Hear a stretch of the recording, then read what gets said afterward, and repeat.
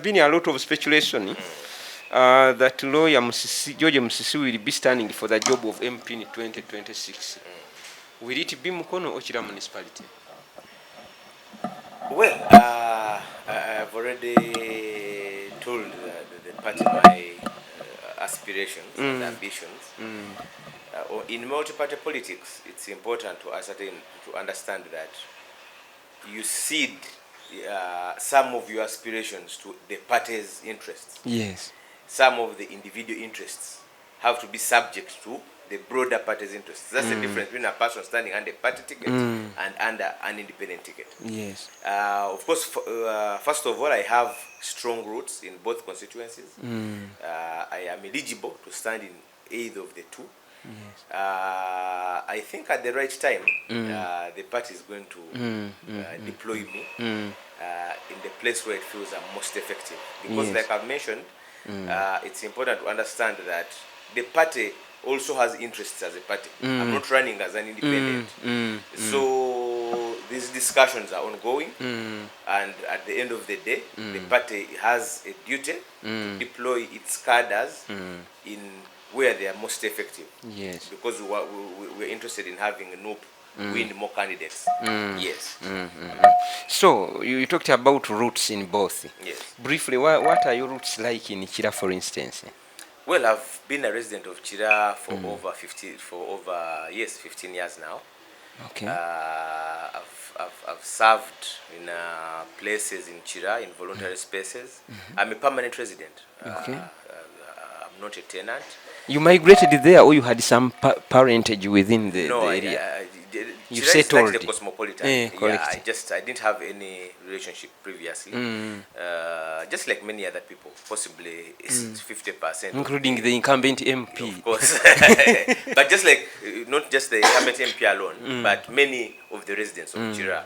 Because I know that there are so many ministers, Honorable Mariomsi, Honorable Cheru, who are residents of Kira, Honorable Katumbo Amala, they are all residents of Kira Municipality. But so Kira is the residential part of Kampala. Of course, it's mainly the people of Kampala. So many people are looking for residences. So that's how. So I've been a resident there for over 15 years. I've served in development places. I've served in church. I've served in Rotary clubs. So I've done. I have some considerable roots in the municipality, just like Mukono as well. And then for Mukono, that's home. That's where. That's your cradle. Mukono is my home. That's where I'm born. That's where my parents are born. That's where my grandparents are born and buried. So I'm born and bred. I'm born and raised in Mukono, and I have some businesses there. So yes, Mukono. You are even buried there. I'm buried in Mukono. My father is buried in Mukono. My grandfather is buried in Mukono. All my grandparents are buried in Mukono. Municipality, not Mukono the district, but municipality. Was any of them in leadership? Of those parents and... Yes. For a very long time, my father was a leader of the local council for so many years. Which village is this? It's called Nsambwe village, in Goma division, in Mukono Municipality. My mother was a deputy chairperson of Goma division. It was called Goma sub-county for over 10 years. She was a local council councillor. Many people may know one of my uncles, Mr. Godfrey Chonkamsi, who was the first chairman that great governor of Chagwe. Of the Greater Mukono. So we've served in... That's your uncle from the paternal or maternal? Side, yes. Okay, Yes. okay. Were they NRM, apart from Chwanukamsi, who I know as NRM, mother, father, were they NRM supporters or DP? Yes, they were. They were NRM supporters. They were. Up to now? No, they have, of course, my father is dead. Sorry. My father is dead. I am sick, so I go to his place. My mother was NRM until about 3 years ago when we switched to the National Unity Platform. So she's a member of NUP? Yes, she is. Does she intend to have a position or she's retired? No, she's retired. She's elderly? Yes. 80 something? Or? No, she's just 70. She just turned 70. You are the first born? No. I'm number 6 in this. I have 5 other elder siblings. Yes. Okay. Now as a person, how comfortable are you having your name repeatedly referred to in relation to the controversy and the contradictions that your party's desire to host Semujju Nganda has created? Well, I don't see it as controversy. Secondly, I don't also see any problem with it. Of course, tomorrow I might even be linked to Kampala or to Tambala or to Mukongwe. It's also a good thing that some people think that I can be deployed in different places. I don't want to take only the bad part out of it. But then secondly, at least in many of the spaces, it's a person have not come out to own up to some of the statements that are linking me here and there. Yes. But the key issue that I want to address is that there's a notion amongst people that why should NUP deploy against Semujju Nganda as if it's a personal fight. I don't want to look at it. Making a lot of people uncomfortable. For starters, democracy in its practice entails that there are contests between different people. Even amongst people of the same party. Even if I was to stand against Nambooze or to stand against George Musisi or against you have to show aspirations even from members of the same party. Because the term of office that they were given is up to 2026. Yes.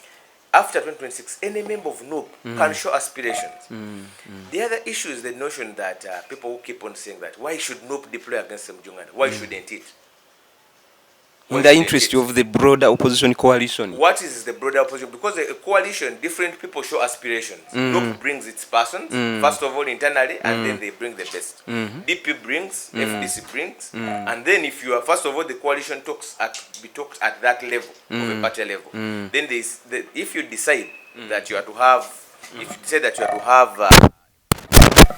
compare the candidates. You say that, okay, NUP has brought this one, NRM has brought not NRM, DP has brought this. Yes. Who is the best of these ones?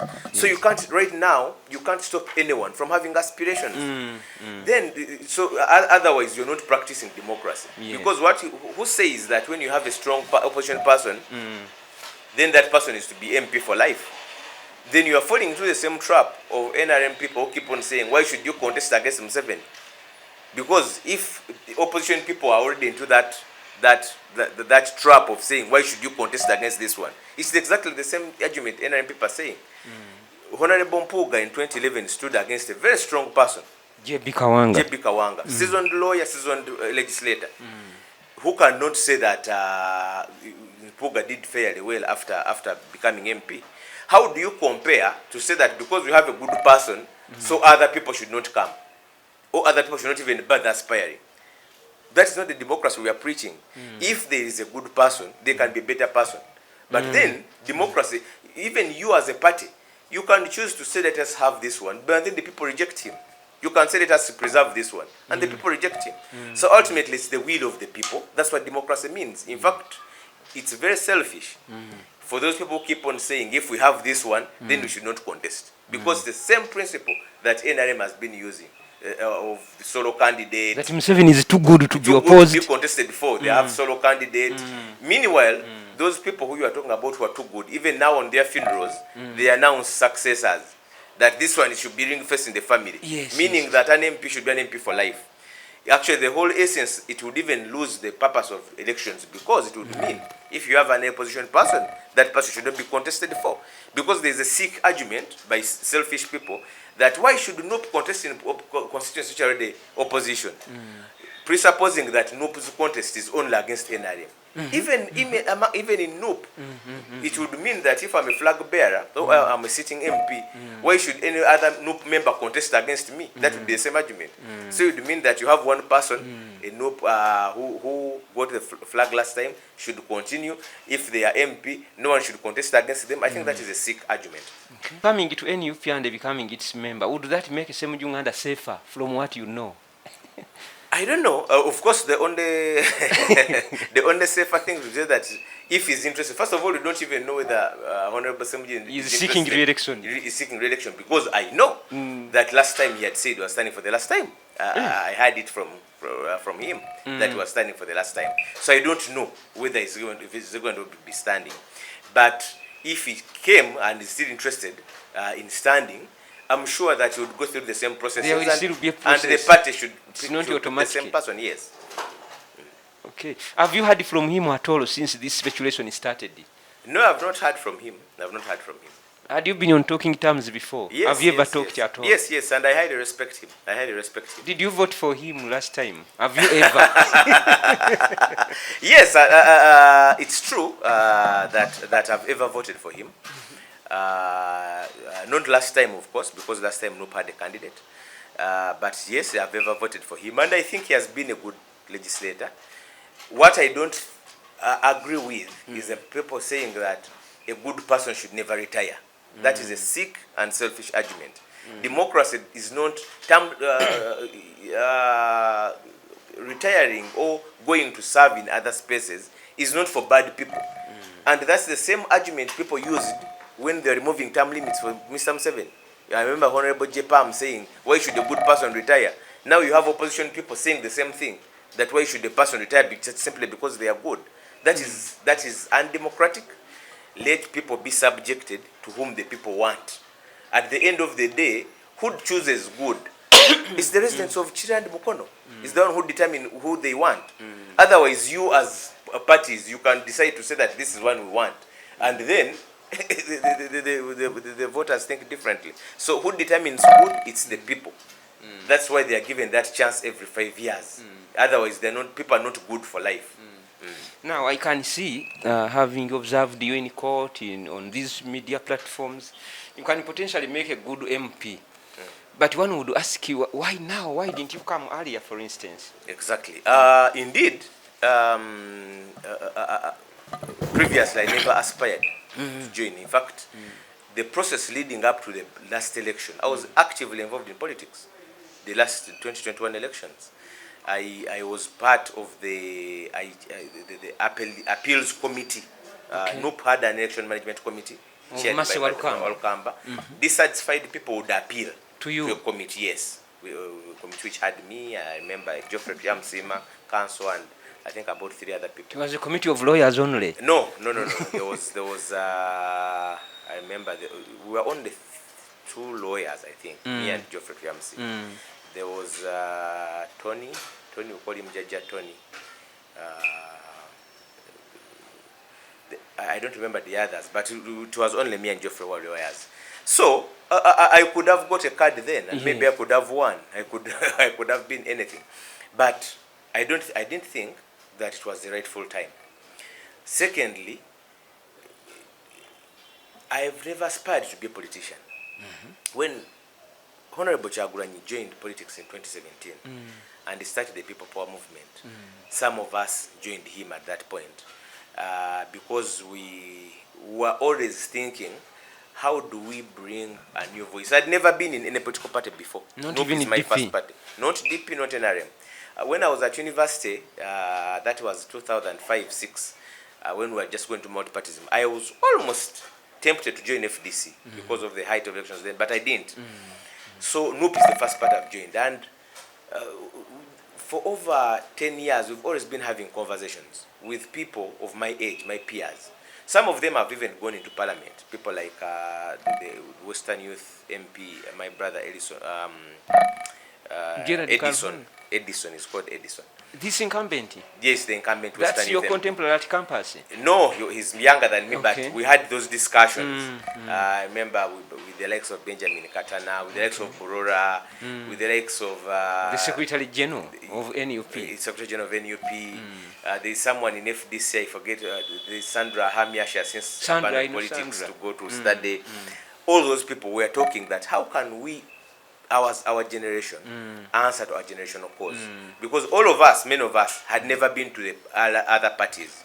So there were always those discussions that I think we need to have a duty. So that is how I understood the Power movement when it came, of a new voice, you can call it a third voice, to try to put up a better position.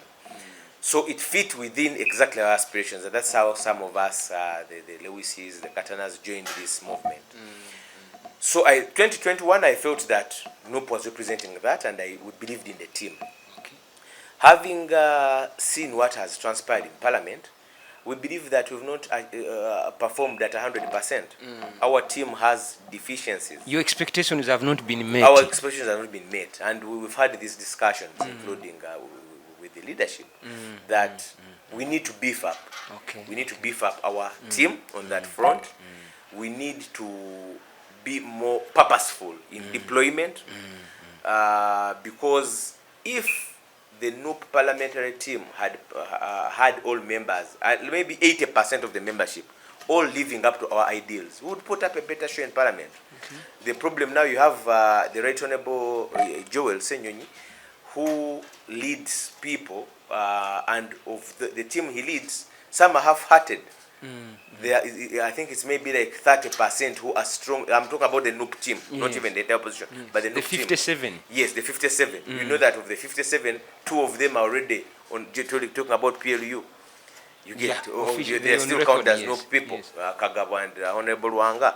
So, and then there are those who are half-hearted. They are not here, they are not there. So we believe that, and that forms exactly my decision to join, that I believe that we have a bigger cause to answer to now as a generation. You are coming because of necessity. I'm coming because of necessity. Many people have made politics dirty. In fact, they don't even want decent people to join politics. They ask you, what are you going to do there? What are you... Because they know that you are likely to be spoiled than change. And I'm saying it's a risk. Because I know there are also decent people who have got spoiled there.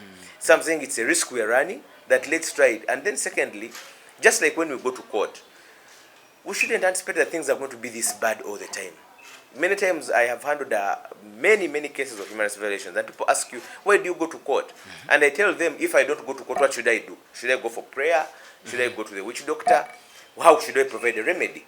Why would they ask? They think it's a waste of time? They think it's a waste of time because cases take long to be heard.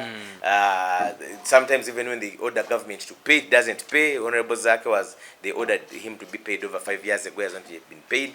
So that's the same thing. He was your client. You represented him on that. Yes. Okay. So I'm looking at it in that sense, that people who still believe, even if many people think that this pool is stained with dirty water, a lot of mud, if you can find one person who can try to do the right thing, because otherwise we are going to leave politics to liars, to propagandists, people who think that's just a game of just telling lies to clowns. That is the danger we are posting. So we have to be more deliberate as NUP. We have to deploy a better team. You made reference to the current law of Honorable Joel Senyonyi. He's almost fighting alone in most cases. What do you think has happened to that team of 57? Is it because people have been captured? Is it lack of knowing what to do? The politics of patronage has not spared the opposition. Deal making as well. The politics of deal making has not spared them. The politics of fear to annoy, because unlike the other parliaments, this one, I think we have a leadership which is very vindictive.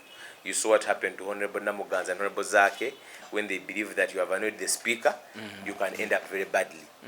So Honorable Joel has fulfilled what the constitutional requirement of the leader of opposition says: keep government in check, starting with even maybe having a different position from what the speaker said. And in parliament today, that is almost a sacrilegious thing. It's almost abominable. Sacrilegious. Yes, abominable.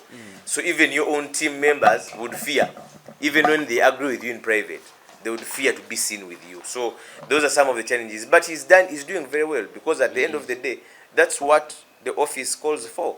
I hear many people saying, so and so was the better law. So and so. I ask them, okay, what was achieved? What was achieved? You give me the tangibles. And it's the same thing with those people they call strong opposition people. I ask them, okay, you've had this strong opposition person for 15 years. You tell me what dent has been done to the NRM government. Because you list for me the deliverables, saying that, okay, because of this very strong person, we've done this and this and this and this. Had it not been for this person, this thing wouldn't have come to the fore. You ask those people to list those things. Because fortunately, they have had the advantage of time.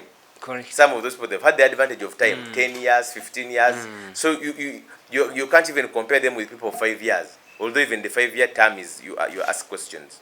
So many of these things are just sentimental. You talk about this one is so strong. We ask, okay, it's very strong. How do you demonstrate this What's strength? the strength?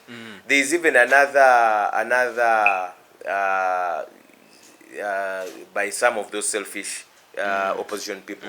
You know, people have want to be permanently opposition. They are so comfortable. Some of them say, you know, Museveni would be very happy if I leave.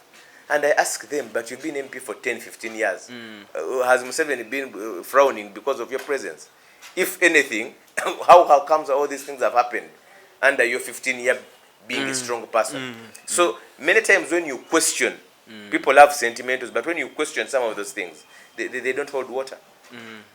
Now the 57 from your party, what are some of those things you think they ought to have done, ideally, but they haven't? Can you list some of the things of course, where the key they should have done better and they haven't? When you are in opposition, the key issue is, one, to keep government in check, provide alternatives. Many of them have instead gone to bed with government. That is one of the key things. And I'm not talking about only the 57, the entire, some opposition people, not the entire, but some. And that is the biggest compromise that they feel. So that is why some of them find it easy to criticize one person over the other. When they are doing the same thing, when they are doing the same things. So the biggest issue, the biggest compromise is that the realization that now I'm here, I need money, I need to stay here, I need protection from this one. And that is one of the challenges we have, that opposition shouldn't be a chance for you to eat. Shouldn't be seen as a chance for me to get to the table and then I start being like them. That is the moral issue that NUP as a party had with the service award. Yes.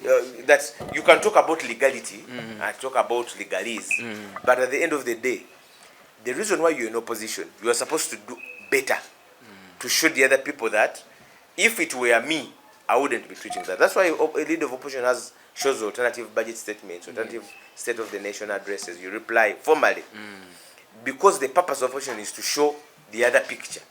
Now, if you show them that my being in opposition is to get a chance to be on the table and I also eat, then you have no reason being in opposition.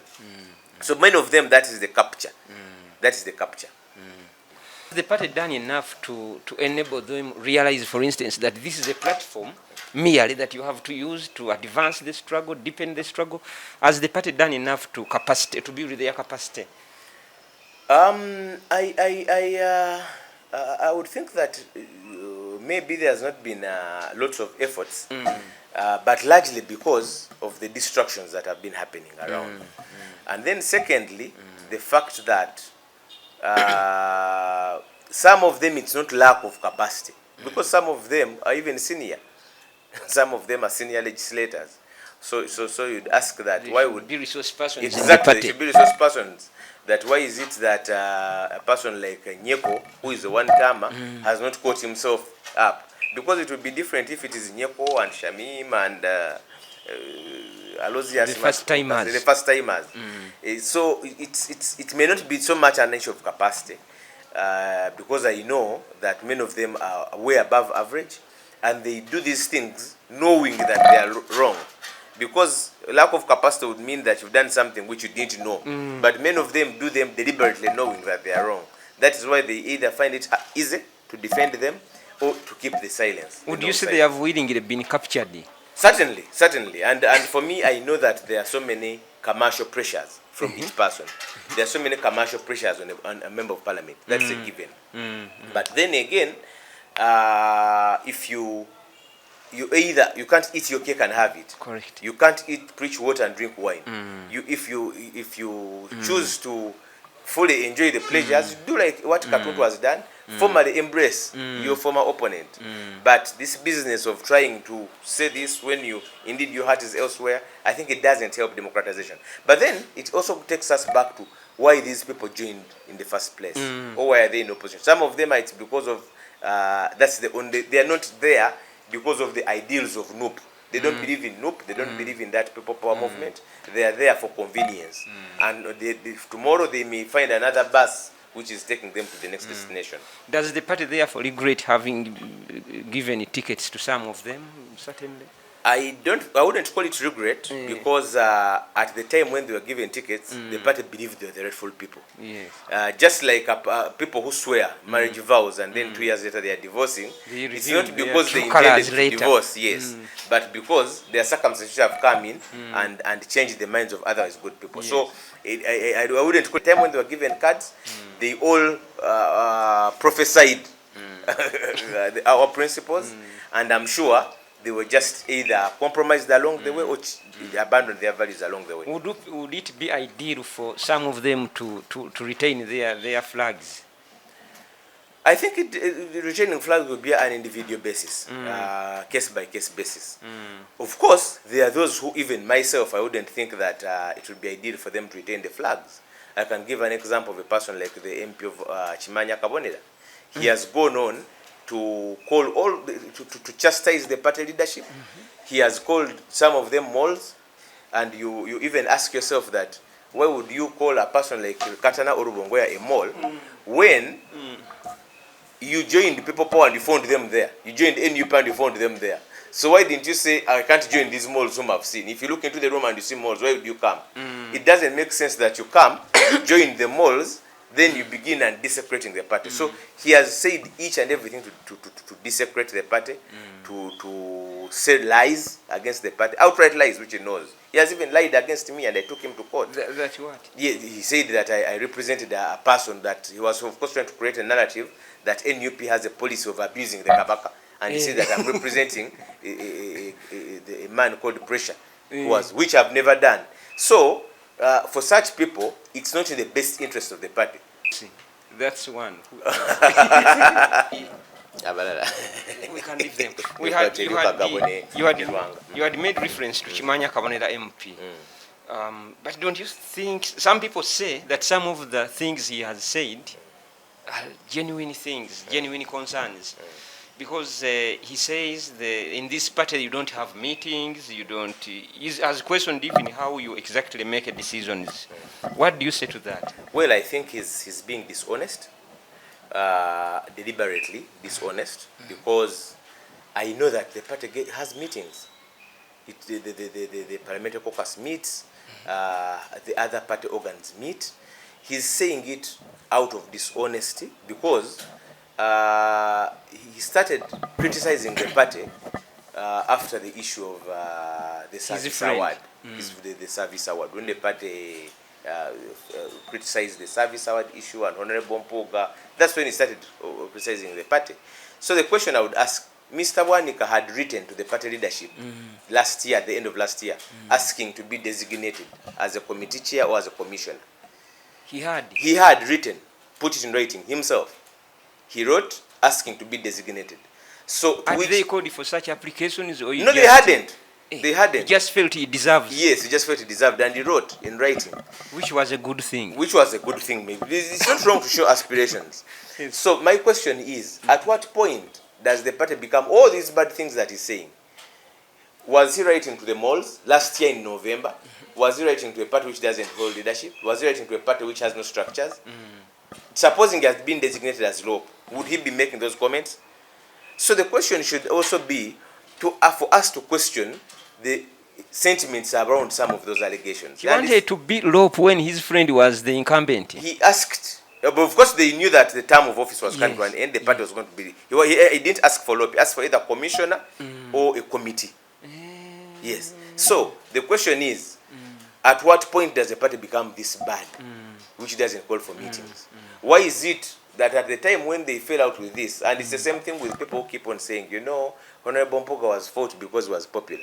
And I said that, but in December, Honorable Mpoga, the party designated him as LOP, as commissioner, in December last year. Yes. Why didn't they drop him? There was no obligation to retain him. Why didn't they drop him if he was too popular? Why didn't they send him to another powerful office? So it doesn't even make sense when you interrogate. Why did they make him commissioner? Commissioner? Is it because they wanted to appease so that he doesn't get too angry to fight back, or what? No, but if you are fighting someone whom you think that is too powerful, you and don't wish threatening him you, well. you don't give him another strong office. You just let him You go. let him go. What would have happened? Because he had been in parliament for 10 years as a backbencher, what had happened? So the issue is that the problem with our people, they many times don't look beyond. So we should look beyond the sentiments of Mr. Bwanika. Now, Chief, you've talked about party organs which meet and make decisions. Can we briefly talk about these organs, sir? Yes, I've already talked about the caucus. The party has an executive committee, which is given in our structures. The party has a secretariat, which is headed by Secretary General and so many staff under him. So indeed, there are structures. And then our constitution, which is not yet gazetted, due to Electoral Commission putting a ban on that court case which is ongoing, it had even made more structures, because now we are operating under the old constitution Of the Chibalamas. So we are working under those same structures, although the Secretary General, under even that constitution, has powers, even the President, by the way. In fact, many people are ignorant. The new constitution was even reducing the powers of the presidency. The old constitution has given powers to the president to create other offices which it deems efficient for the proper running of the party. Yes. So do you have something called the NEC? The National Executive Committee, yes. And how often does it meet?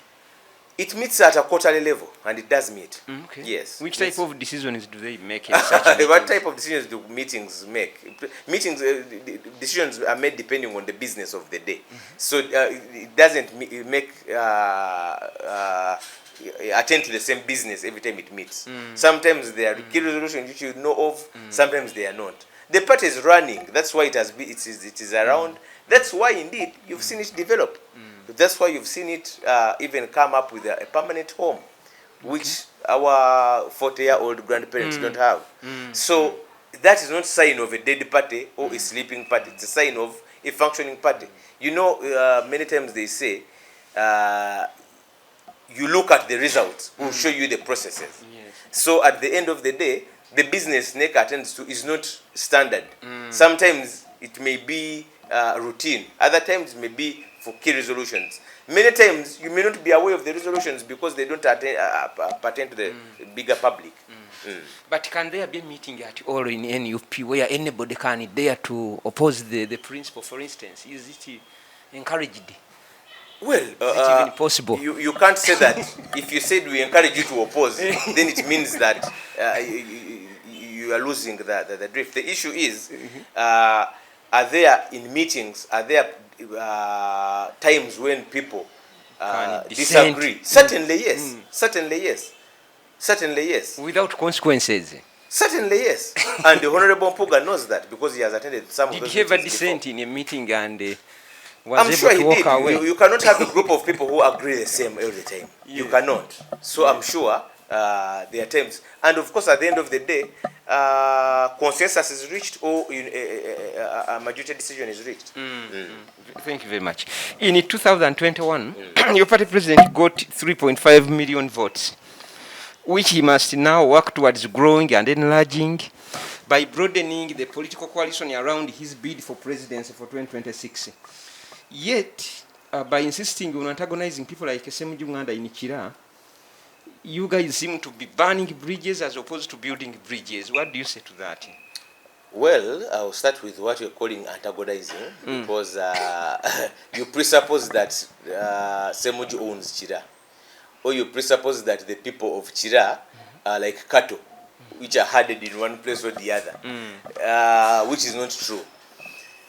Secondly, I don't agree. What do you call antagonizing? Are you saying that there should be a class of people who should not be contested against? In this case, Honorable Semujju stood as an FDC candidate. FDC, and he campaigned for Patrick Oboya Muria, his party president, as we campaign for NUP. Yes. So was there cooperation then? So what do you call antagonizing? Because Semujju had a different candidate even then. But this time round, you could be persuaded maybe to be part of the Kyagulanyi coalition, which is good. For me, I don't want to reduce it to an individual. I don't reduce it to an individual because maybe people don't know that that constituency has ever been represented by another stalwart called Kalega Andiba, a senior politician, senior lawyer. And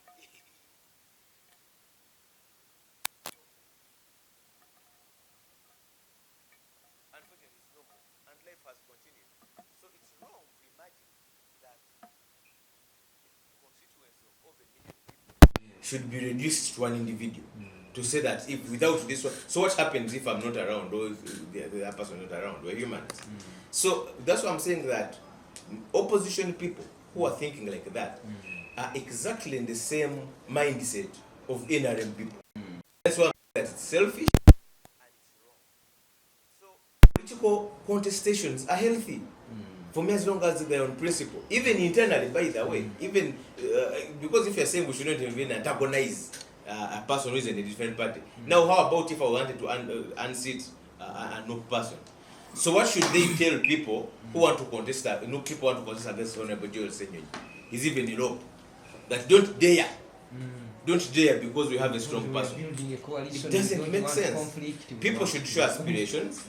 Let the best person win. Or if there's a coalition, it's taken, they choose the best of the people who have fronted themselves. And then they are taken to the people. Even a coalition candidate can be rejected by the people. That's what we don't understand. People choose depending on whom they think is best to represent them. That's why you saw what they called the wave. For me, I don't think it was a wave. It was people voting back, saying, no, we don't agree with you.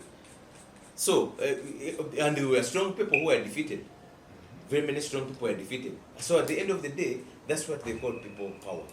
Secondly, you talked about are we growing the number? First of all, I don't even believe that that is what that was the whole support. That is what Electoral Commission declared. And as you saw, even Mr. Museveni said maybe he was entitled to 7 million at his own dream.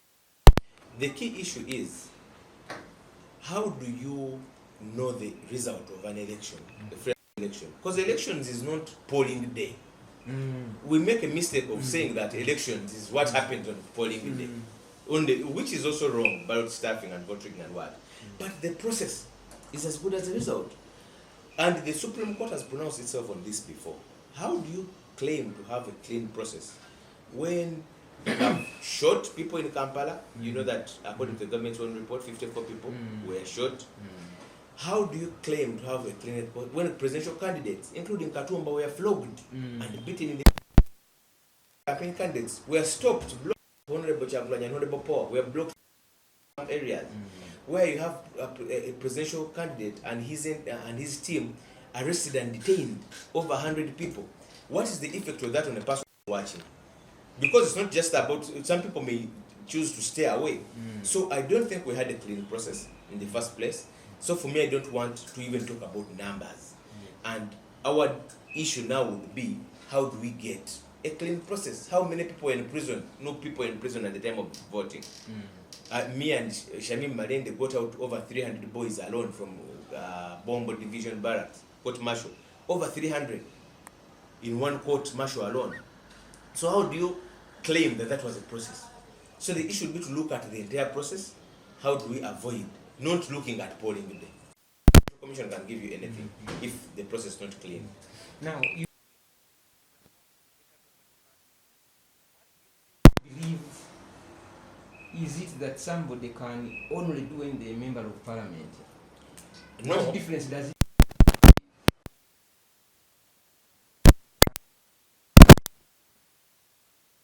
If I've made a contribution than over 200 MPs in governance, yes, than so many others. Without being an MP. Without being an MP. Yes. It gives you a bigger platform. One of the reasons, the challenges we've had in Parliament, and which is appreciated across the board, including by the late Honorable Jacob Olanya, is competence of MPs. Half, or possibly more than half of that Parliament don't have the capacity to be in Parliament. Shouldn't be in Parliament in the first place.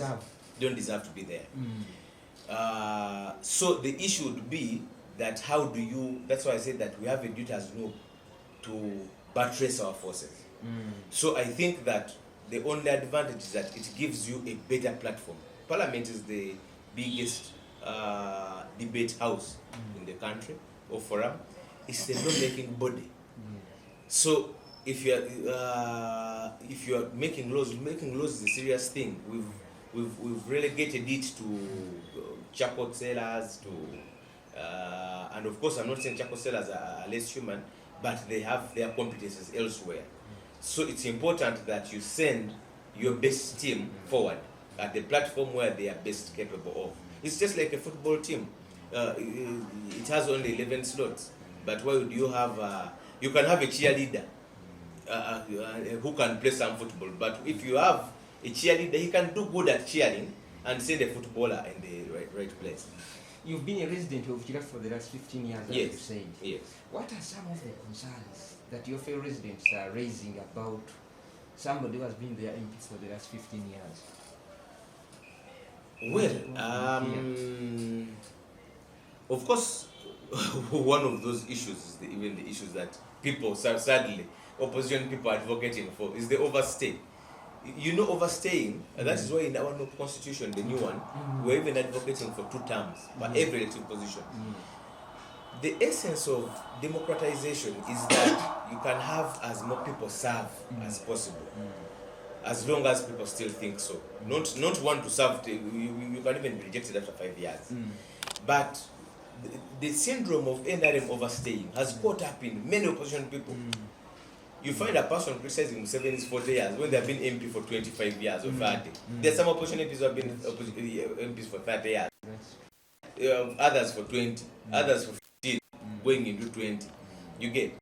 So, you have any moral authority for criticizing, and when they to change that, the other one has more resources, what? So one of those is the issue of overstay. That's a concern. That's a concern. And for across many of them, by the way, all of them who are 15 years and above, it's a big concern. All those MPs who have been 15 years, and I predict many of them will be swept in the next. Even if they go to the ticket, even some of them who may get, they may be swept, because at the end, they will struggle. Certainly, without doubt, they will struggle. And the problem is overstay. Yeah, that alone is a concern. It's a great concern. Because the biggest problem that arises with overstay, especially for an opposition MP, that you become complicit and compliant with the other things. And even if you look at many of them, you just tell me any person who you tell me that in their 20th year or their 15th year, they are better than they were in their first term. Just one of them. The appetite to fight is gone. Of course, the appetite is to maintain the status quo. And they are even direct beneficiaries of all the patronage you're talking about. They're direct beneficiaries. They will align with government when it suits them. They will align with it when it suits them. They will criticize it only when it suits them. All of them, the 15-year club, they will align when it suits them, and they will enjoy even the unlawful ones, by the under-the-table benefits. You should, as a journalist, interest yourself in seeing the list of people who get that money which is hidden, the 40 million, the what. Interest yourself in seeing who gets what, and you see some of those senior names you're talking about. So that, for me, arises out of overstay. And that becomes a career. That becomes a career, staying there. Like you see Honorable Ejo Kopa, Casino, for life. You get. But he's in opposition. You get. So many of them, that is the. So that one in his constituency cannot talk about regime change. No, of course. Actually, for them, regime change is no longer an issue. Regime change is no longer an issue. And even if you ask them that, okay, in the next 5 years, what issue are you bringing that you haven't done in the last? Just like we asked, 5 years you're going to achieve that you've not done. You ask all of them that, what do you think that in the next 5 years you're going to see a new person than we've seen in the last 15 years? Nothing. Certainly, without doubt. Thank you for that one. You belong to NUP, and you are one of the key decision makers. key organ. It might be capable of influencing some decision making. Why is it that your party does not want to hold the competitive elections as a way of establishing party structures and determining the flag bearers for MP and other elective positions? Democracy has no standard facet. Democracy has many facets. That's why you see in places like US, where Hillary Clinton got more votes than Trump, but Trump was declared more popular votes. That's their version of democracy. You see in other places, they don't even elect a president directly. They elect a party. Just like South Africa. They elect a party, then a party elects, appoints a president from among its number. So people who look at it that way, the party doesn't want to hold, they think that the only way of democracy is by voting. Now, there are many ways in which a party can find out who is the best. One of them is having representative, which you can call like electoral colleges, without having universal suffrage of every member who is 18 years. That's also democracy. That's also democracy. Secondly, but how do you know? The next elections are yet to be read and yet to be out. Secondly, if you look at the NRM style of universal suffrage, first of all, it's very expensive. NRM accommodates it because it has our pass in there, national pass, national coffers. Their bags are the same. But secondly, and you know that if I want to give you an example of NRM which says it holds, because it's the only, I think, party. There is no other which holds like that. How many times have we seen violence and claims of rigging in that election? Sometimes even a person is outrightly rigged out, an NRM person, and he goes out, sends an independent, and defeats the NRM candidate. Thirdly, if you're an opposition party, it wouldn't even be wise, because the chances of infringement and involvement by infiltration by the state are very high.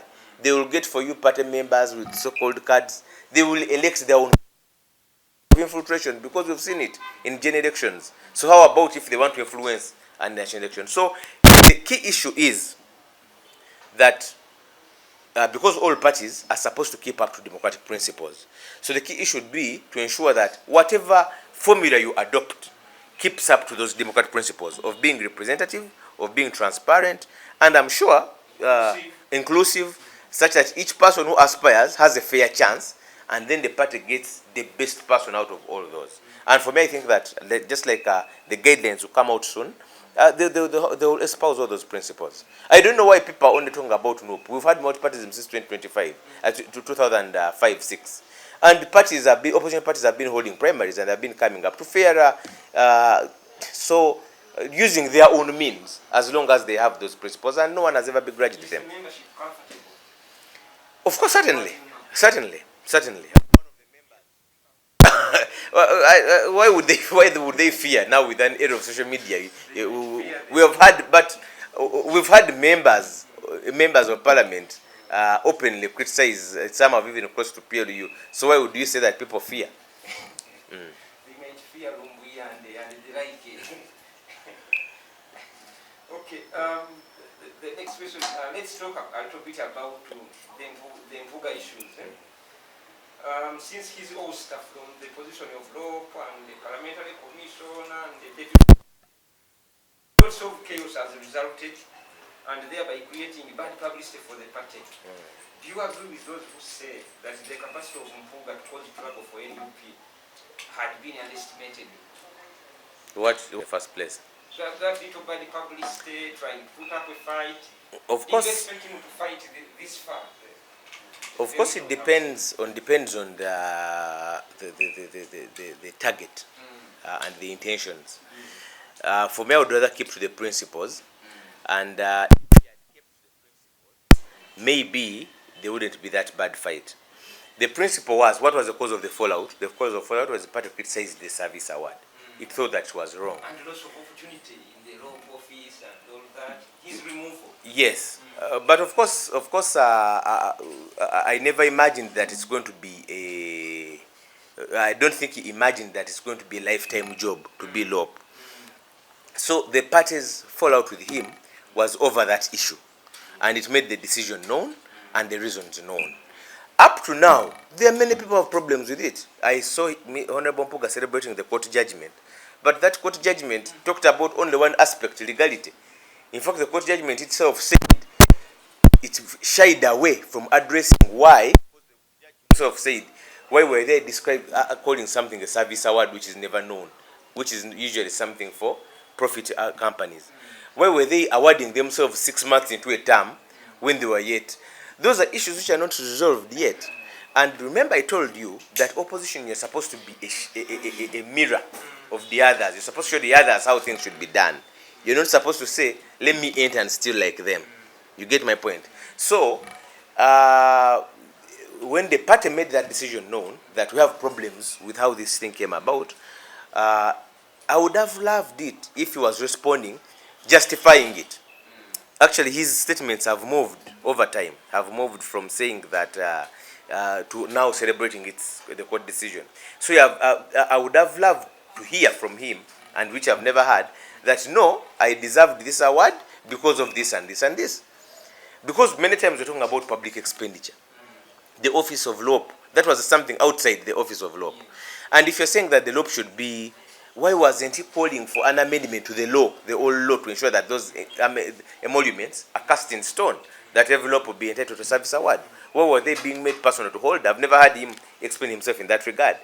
Why were you talking about, if you're appreciating LOP, why were you talking about other commissioners who are not LOP? Why were they getting the 400 million? Because if you're saying we are catering for office of LOP, then why were the other commissioners getting? Those are issues, in principle, that he has never agreed to. So the bad publicity is as a result because we digressed. That's when you hear the Wanikas coming up, you know, this party is for homosexuals, this party is what? At what point does it become for homosexuals? When you fall out for this, it's just like a jilted woman who, after the husband has caught you cheating, then you go and say, you know, he's even impotent, you know what? But you've been in the marriage for so long. And like in this case, I told you, people like Wanika, who a month ago you had requested to be designated by this same party. So at what point does it become a part of molds, a part of, and at the end of the day, he has been accusing Rubongwe and Katan of being molds. At least I saw him dining in State House recently. So he was just like Rubaramira who accused Mugisha Muntu, and now Rubaramira is working for government. So many times, the bad publicity can't be avoided if people are intentioned to do that. But for me, I would rather we stick to the principle. Yes. Is there anything that his group, I mean Mpuga, has said or done that has taken you by surprise?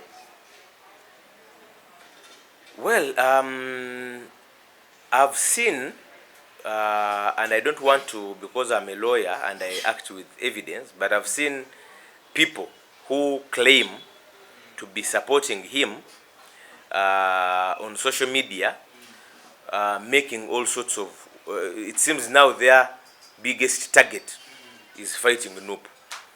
I've also seen some make all sorts of wild allegations, including the allegations which are now a subject of a court defamation suit, where someone said that Honorable Joel, they started from that camp. They started from that camp. Do you think that gentleman is their proxy? You would think so? Well, I wouldn't be surprised.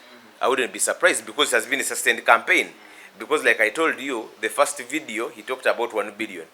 Then I saw videos of people talking about 1.7. Then he also jumped into the 1.7 bandwagon. So I don't know, but I've seen groups. I don't want to attribute them to Honorable Mpuga because I don't have that evidence. But they claim to be supporting him, those people. The only person I've seen who makes wild allegations, who openly associates with Honorable is Honorable Mr. Betty Nambooze, who has even said those allegations in the presence of Honorable Mpuga. And he hasn't contradicted him. You remember, before the Thanksgiving of Masaka, he made a video in Honorable Mpuga's presence where he said, you come and we show you our new leader. We've chased Kyagulanyi out of Masaka. Up to now, I've not seen the new leader. Of their leader of what?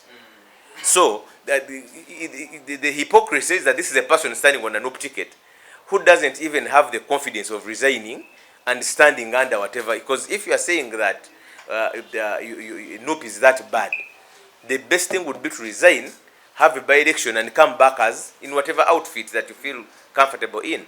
But it's actually nonsensical for you to say that this party is full of homosexuals. I don't. The leadership is full of Museveni people. The leadership is full of moles. The party doesn't have structures. But then you are representing it in parliament.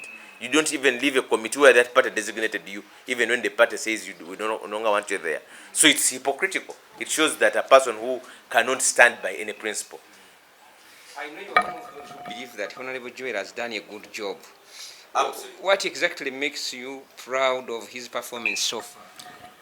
The Constitution gives the first function of the office of leader of opposition is to keep government in check, and he has done that. He has done that quite well. Many people tend to think that the leader of opposition should be an advisor to government.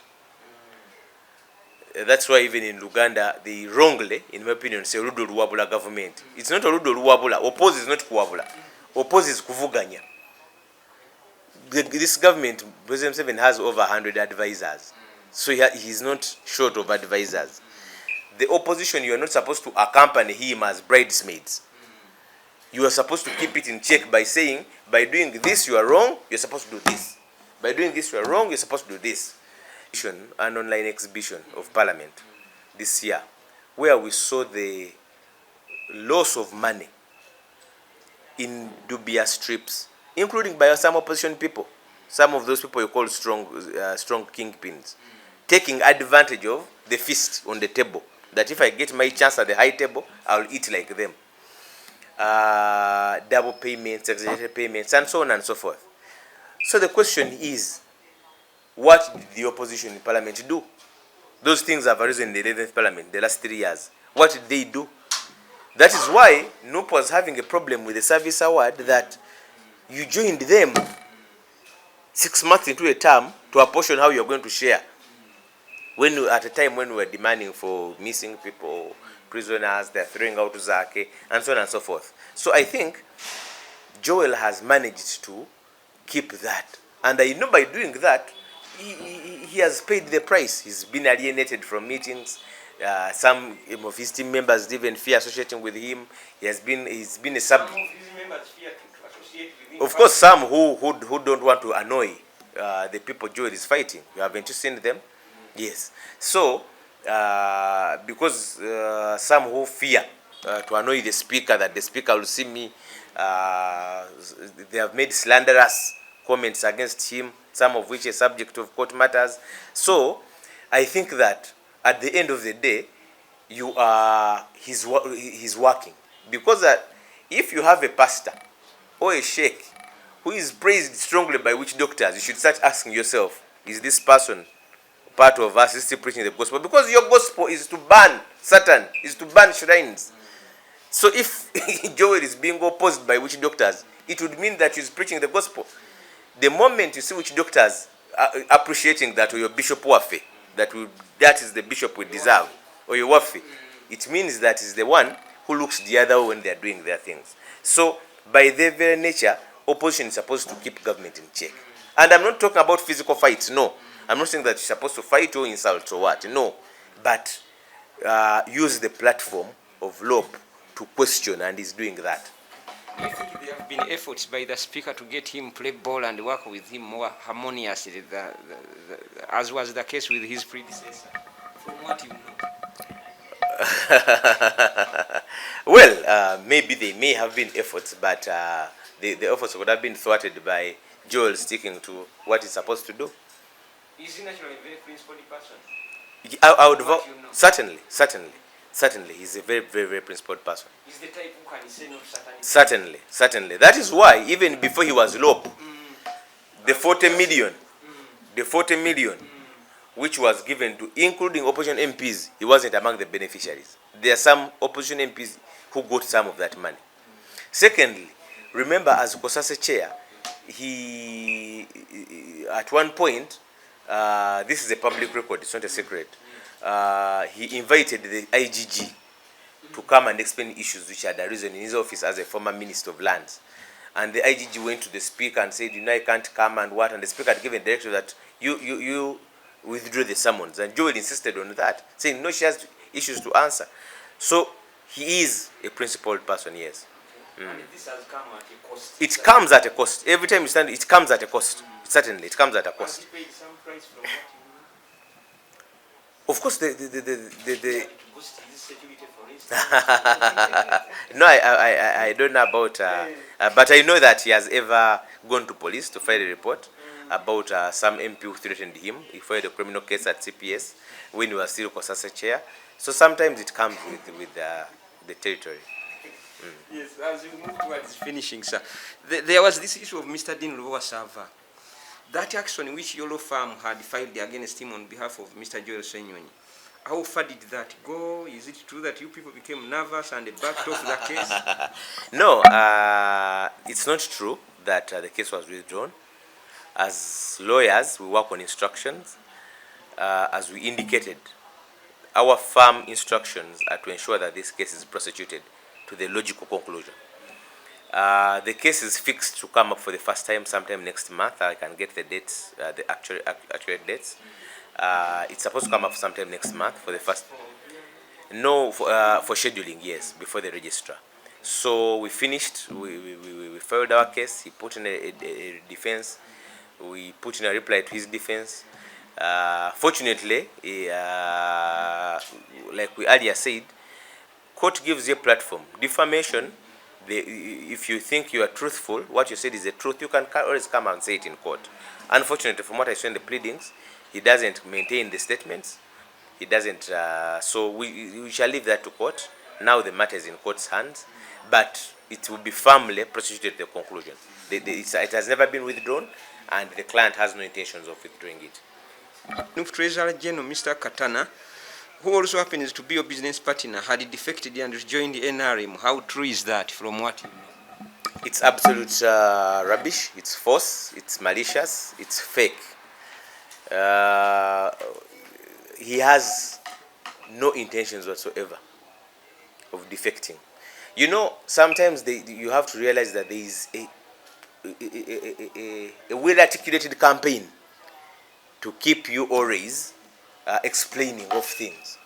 And I always tell people that, one, the people who call others moles, many times they're deflecting attention from them, from themselves. Secondly, you just have to appreciate who these people are, the people they are calling moles. People like Lewis, people like Katana. I've known Katana for ages, since school. He has ever worked with the government. And at one time there was a forum where there was a former member of parliament called Kasivante, where he was circulating that, you know, this person is a soldier. Yes, I staked 5 million, which I'm even publicly staking now, that all those people are talking about Katana, Lewis a soldier. One, tell us the years when those people attended training and where, because you don't attend soldiers training alone. Tell us one person who says, I was with Katana in this training school. You can even go ahead and give us the numbers, the service numbers of those people. Secondly, at what point did this people, because, you know, they selectively choose people. Even now, I would wish for more NRM people to cross over to NUP. You get? I would wish for more NRM people to cross over to NUP. If an NRM person crossed over to NUP, like Nambeshe did, are we going to, like Oshabe did, are we going to chastise them forever? That is the purpose of politics. You recruit from other people. Are you going to ask that NUP should only get people whatever? Dr. Kiza Besigye has ever served NRM as a minister. The late Kawanga Semujju has ever served NRM as a minister. And they strong opposition people, leaders, they have been strong opposition leaders before. Incidentally, some of those people who keep on pointing noses at you are direct beneficiaries. These people made the deliberate choice. When they joined the People Power movement in 2017, like Katana and Lewis, what was there to spy in NUP? What was there? Yes, what was there? You get. So that is the essence of that these people fail to appreciate one key thing that. But then again, many times people who comment see the world through their own eyes. If I can't do something for free, I tend to think that all others can't do something for free. If I'm in politics to gain, I tend to think that even so and so is commenting because he has gained. If I criticize someone, they say, who has paid you? Because for them, They can't do something without a payment. So that is the biggest problem we have in Uganda. So those are malicious things which will keep on happening, and we have to move forward. If they wanted to take somebody to court, how come these two have not? Actually, it depends on the levels of slander. The first time, even that person who was taken to court, the first time he made the allegations, we chose to, the 100% ignored them. For over a month, he ignored those things because they happen every day. There's a difference between criticism and defamation. People don't understand that. Criticism is part of free speech. For me, I would rather come and criticize Katana for being bad, for being a bad treasurer, for being a bad... You get, that is criticism. You can even call him names. Defamation is making a deliberate attempt. Unfortunately, many of the people who defame are shadowy. They don't come up to say this and this. They just see online statements, you just see online... So the other one came and said, I have evidence, and he kept on repeating it. And you had even started getting people to quote him. And he kept on saying, if I'm lying, why doesn't he take me to court? He kept on saying that. So this one said, okay, since you want to be taken to court to prove, you do that. But I'm sure even if these ones, people come up and keep on, like I've told you, Mr. Kasivante shared it on the forum. I confronted him with the truth. I told him, well, I've known Katana since he was in senior 6 in this year. He went to university here. He went to LDC here. He has been working here. People are even circulating a picture of immigration to show that he was in the forces. That's the uniform of immigration, where he was formerly. In fact, he resigned to go and contest in an election. He resigned to go and contest an election which had an NRM candidate. He didn't even contest an NRM ticket. He contested as an independent. Yes, it had an NRM candidate. So people don't want those facts. He didn't resign from public service to go and join NUP. He resigned to go and contest before NUP. You get? So I told him that this is the timeline of his time. You tell me when he attended training. Tell me. Fortunately, some of these people they're talking about, like Rubongoya, like Katana, like Joel, they are people whose history is very traceable. They have classmates who are very traceable, unlike some of those people whose history can't even be traced. Yes. Let's talk a bit about Musisi the man. What type of home did you grow up in, and where was this? I grew up in Mukono, in a monogamous family to my parents, Godfrey and Margaret Musisi, who until 6 years ago had been married for over 40 years. A Christian home, Anglican, a relatively, I wouldn't, you know, in Uganda we misuse the word middle class, but we were not, it was an average home. We could meet really the basics. It was a fairly large home. We are about 8 children. Yes. So who and these my parents were teachers, both of them, and they struggled to put their children through school because from the very early age they told us that the only thing we'll ever give is education. Don't expect property from us. And they struggled to do that, they put them, and that's one of the things we thank God for, that at the time of my father's death, his last born had graduated from university, which is something to thank God for. Are you the first born? No, I'm number 6. Yes, towards the end, yes, towards the end. Okay. I'm number 6. Where did you go to school, sir? I went to school at my mother's school at first, Mukono Hill Kindergarten. She owned this. My mother had the first nursery school in Mukono district. In the town, yeah. I think it founded in 1980. Yes, it was the first nursery school in Mukono town. I think another one came about 3 years later. But so it taught the who was of Mukono then, because right in the middle of Mukono town, opposite the Mukono Town Council offices. Right now they are the municipality offices. Right opposite Mukono Town Council offices. That's where then.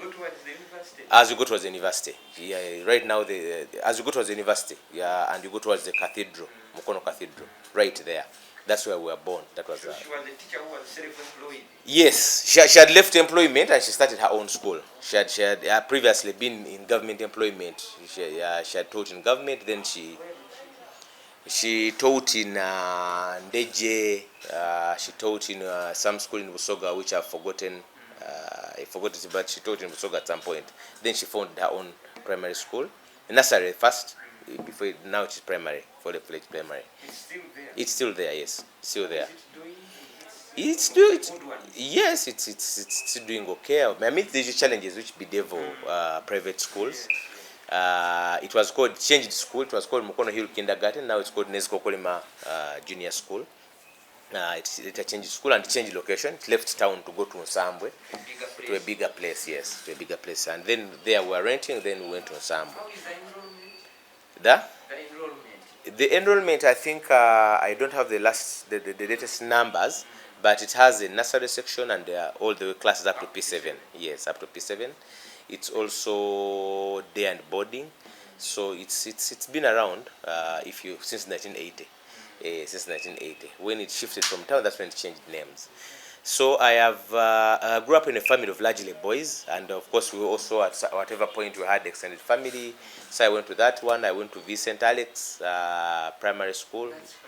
That was also in Mukono. It was also it has since changed name. Honorable Muyingo bought it and changed name, but then it was the best private school in Mukono. Actually, it had students from as far as Tanzania and Kenya then. And it was boarding, yes, boarding school. So from there I went to Bishop Senior Secondary School, still in Mukono. Yes, yes. I went to. How was the performance, the PRO? I got 5. Five. Were you the best at your school or one of the best? No, I was among the best. I think I was the 3rd best. Yeah, I think I was the 3rd best. Then I went to Bishop Senior School, Mukono, which is one of the oldest still government schools in Mukono. Church founded. Very old. Founded in 1910. Yes, it's among the Mengos, the Budos, like that. It's that caliber of school. Yeah, it's a very old school, and one of the biggest still in Mukono, if not the biggest secondary school there. For my O level. Then I went to King's College Budo for my A level. Then I went to Uganda Christian University, where I studied a bachelor's degree in law. You didn't go to Makerere? No, I went to Makerere for my master's. Why did you not go to Makerere? Makerere had been given mass communications. Incidentally, I wanted to be a journalist for a very long time. I wanted to be a journalist. Growing up, I wanted to be a journalist, a print journalist. Who did you admire? What was the inspiration? And ironically, you're going to laugh. When I was in A level, that's when the Observer was founded. You were in O level at that time? When I was joining A level. You were young man.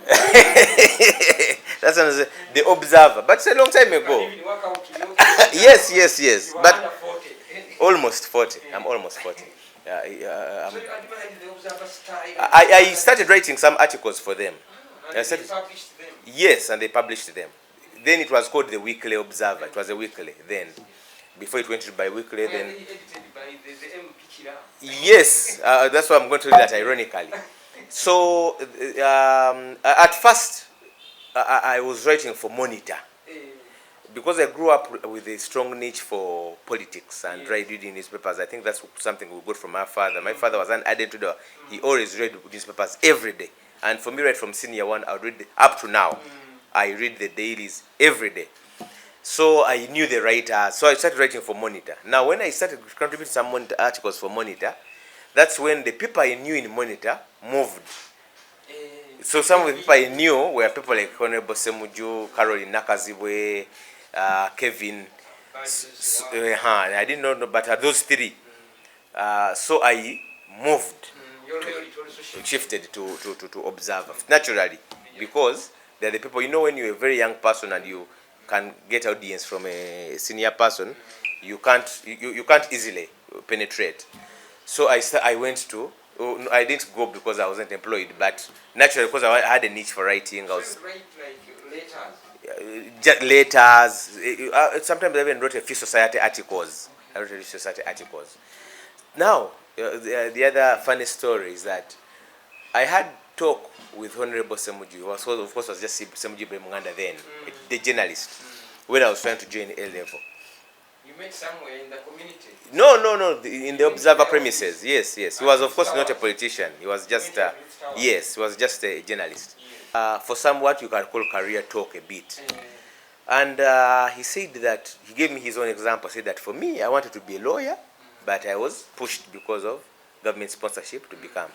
So if your parents can pay for you, you go for law. You can always become a journalist, even with your law degree. Because I was struggling with my parents who were telling me no, and my siblings, my older siblings were telling me that, and for me my passion was to do journalism, yeah. Then they told me, no, you can always be a journalist, even with your law degree. So I went and Uganda Christian University. I studied my 4 years. I was among the best students in class. Still, I was among the top 3. I went for LDC. Second upper? Yes, second upper, yes. I went to LDC on government sponsorship now. There was still government sponsorship at LDC then. It's no longer there. LDC used to be Yes. Never heard of that. It was. Irrespective of whatever, it had a cut-off point that if you've attained this point, you get government sponsorship. Yes, so I was on government sponsorship at LDC. Of course, later in life, I studied at, I went to do my master's at Makerere, and much later. Masters in human rights? Of course, Makerere, many times, but you specialize by virtue of the thesis that you do. So yes, I did in human rights and constitutional law. But that was much later when I was working. Yeah, and of course a number of other professional qualifications from even universities out of this country. Do you remember some of the people you've grown up with through the school system, through the community? When I was in primary school, I was a closest friend of Honorable Chibuli. We were desk mates in primary school. Where school is this? That is at Vincent Alex and later on at, yeah. We were very, very close. We were classmates and close friends. And of course, our love for politics kept us close, even all the way up to when he joined politics. And he one time he said that I've known you all, you've never liked this government, you've always been opposition. Of course, He was in Italy by Deus at yes. You knew each other's homes within the We got to know now when we were in secondary school. Of course, in primary school, you're just friends in class. Correct. You don't take it forward by knowing each other's homes. But later on, even in secondary school, he was in a different school, but within Mukono, we kept in touch. At university, at UCU, we were together. Same time? Same time, yes. Same time, because we were peers. We were age mates, yeah. So, because, of course, he left, he did SWASA, and he left 3-year course, he left me there, but we were there at the same time. Of course, my law school mates, many of them are the judicial officers. Maybe wouldn't be comfortable me mentioning their names, but the contemporaries who may not necessarily have been your friends. at LDC, I was there with Katana, whom you know very well. The friendship has not just started in people. No. We're at LDC together with Honorable Akbar Godi, who is now in prison. We're at LDC. Yes, we were with him at LDC. I remember people like Mr. Daudi Balondem, chairperson KDLB. Who else? A number of people jotted in different parts. Many of them, some of them are judicial officers. Some of them are working with government. Some of them are police officers. Some of them are, yes, who we meet. I remember the OCCID at CPS. Joel Ntabu was my classmate at undergraduate. Is the OCCID. Yes, he's a lawyer. The OCCID that. I'm proud of him. Of course, he's it's not for me to be proud or not. I know he has a vocation to do. I can only call upon him as a friend to be professional. But we serve in different parts. I'm not begrudging him. he has chosen that path and he's serving his country. I only urge all of them to serve with the law, in mind. Yes, because we all can't do the same thing. So, yes. So in terms of being mentored at UCU to LDC, do you remember some of the professors who have? Yes, I think not just in school, but I want to broaden it up in my professional journey. That a few years after school, my first brief employment was with a firm called Karuranga Tabaro of Edgar. Edgar was my lecturer at undergraduate, and he was my supervisor for my dissertation, my undergraduate dissertation, and he was my friend. I remember immediately after school, he was working with Accord of Godbat Mushabe then, and he was a research fellow, and I used to help him with the research. So he's one of the people who impact, because Edgar loves debate. From a very young time, he used to love debate. So would have a lot of, and remember, our classes, of course, were a bit different. He was a lecturer, I was a student, but he would go out and have lots of arguments on politics. So he's one of those people whom I really talk about. Of course, so I briefly worked with him before I went to Foundation for Human Rights Initiative under Dr. Livingstone Sewanyana. Yeah. For how long? For 8 years. Yes. I worked with Livingstone from 2010 up to 2017. Those are the days of SEDU. How come you didn't join SEDU? Actually, I was part of the formative stages of SEDU. I did a lot of So, and I rose from a legal assistant to a legal manager. I left when I'm a manager at a managerial level, heading the legal services department of FHRI. I think my human rights activism has a lot to do with Livingstone's nurturing. And then, of course, which brought me so much into the civil society space, where I interacted with the Nicholas OPOs. Then the Nicholas also became friends, the James Nkubis, the Sylvias at Last Punet. So the Namubiru, yes, because I've ever served on their board. So that civil society angle and the activism, I think the friends I have there were as a result of those networks. So then of course brought me the human rights activism now brought me in touch with other human rights advocates like Ladislas, like Aaron Kiza. Aaron Kiza was 1 year ahead of me in law school at Uganda. Yes. Aaron Kiza was a year ahead of me. Bernard Oundo was 3 years ahead of me. Nicholas was he had left when I joined. Yeah, he had left when I joined. So it brought me into those spaces, and then ultimately I've never looked back. Yes. I am. I am a parent. I'm a family person, and I think that one of my biggest aspirations in life, of all my proudest achievements, is being a great parent. I think nurturing children is one of the tasks we usually underrate, but I'm an active parent. I'm an involved parent. Yes, I drop my children to school and I pick them on a daily, irrespective of all these other engagements. Many times when the media invites me for late night talk shows, I have a burden of dropping them, ensuring that they are in bed and then driving back. Yeah, so I'm uninvolved and active. Yes. What do you do with your free time, if you ever get any free time at all? Lately it's been less, but I try to create it because some of this work can be very stressing. But I read a lot of books in order to break now, because some of this work can be very stressing. Sometimes I read a lot of even fiction books. I no longer watch movies. I prefer to read, more of a reader than a movie person. So I read novels. My favorite authors are John Grisham and then Jeffrey Archer. I read a lot of their works. I watch football. I'm an ardent Manchester United fan. So it's very rare for me to miss a Manchester United game. Whichever part of the world I'm in, chances are that I'm watching that game. So I used to play some football, but I've fallen back on that. No, at a community socialization. Competitively, I used to play volleyball both at secondary school and at university. I was part of the university team for volleyball. It's just time that took me, but I believe the talent is still there a bit.